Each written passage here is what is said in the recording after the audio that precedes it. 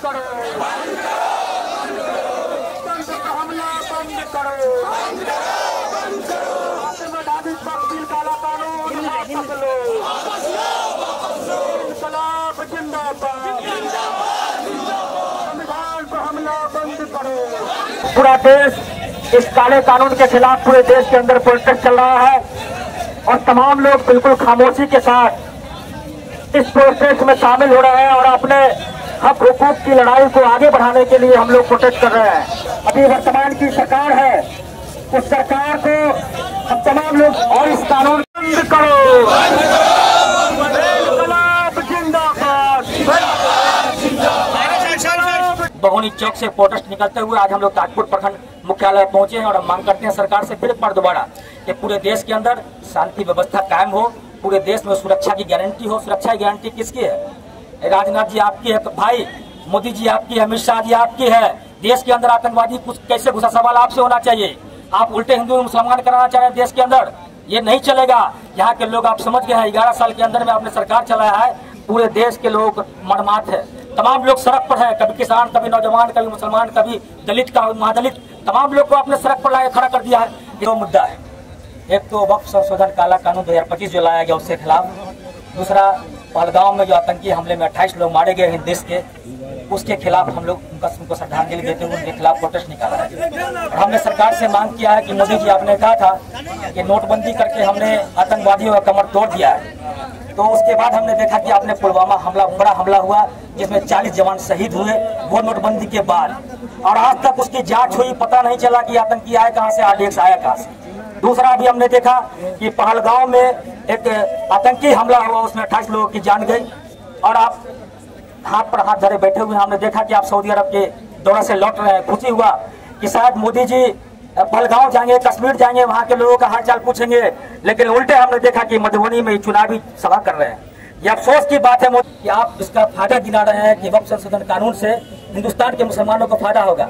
ये वही कानून है जो आपने किसानों को कहा था कि किसानों को फायदा कानून है, NRC को कहा था कि मुसलमानों को फायदा कानून है, और आज फिर एक बार आपने कहा है कि जो वक्फ कानून है ये मुसलमानों के फायदा कानून है। मोदी जी, हमको फायदा आपसे नहीं चाहिए, हमारा जो वक्त पहले कानून था, पहले वक्त एक्ट था, जो कानून था उसको लागू रहने दीजिए। और आप पूरे देश के अंदर आपका मकसद एक ही है कि आपको वक्त संपत्ति को कब्जा करके और अपने यार अडानी अंबानी को सौंपने का साजिश कर रहे हैं।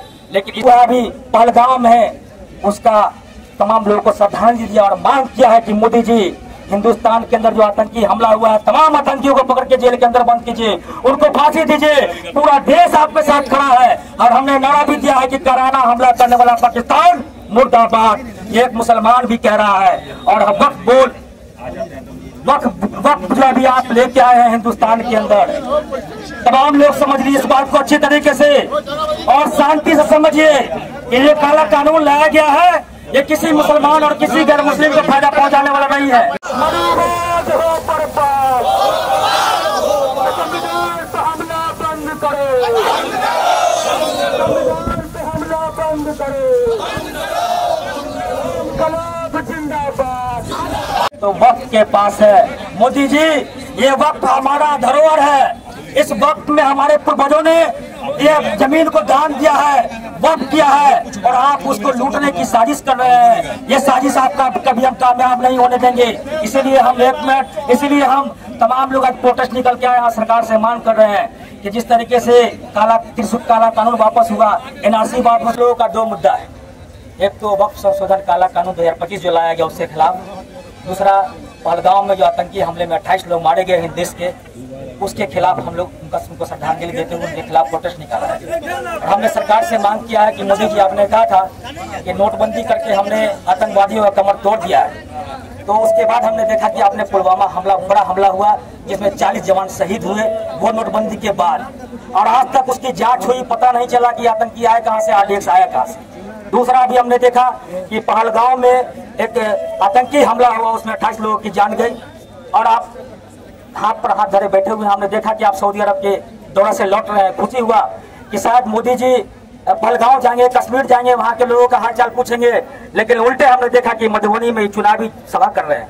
ये अफसोस की बात है मोदी जी, इस देश के और जो भी लोग मारे गए उनका एक परिवार था, दुख झलक रहा है और पूरा देश उन तमाम लोगों के साथ खड़ा है और मांग भी कर रहा है कि तमाम लोगों के परिजनों को जो उचित मुआवजा। लोगों ने कहा कि नाम पूछ के मारा जा रहा था, जबकि ये बिल्कुल बात गलत है कि नाम पूछ के मारा जा रहा था।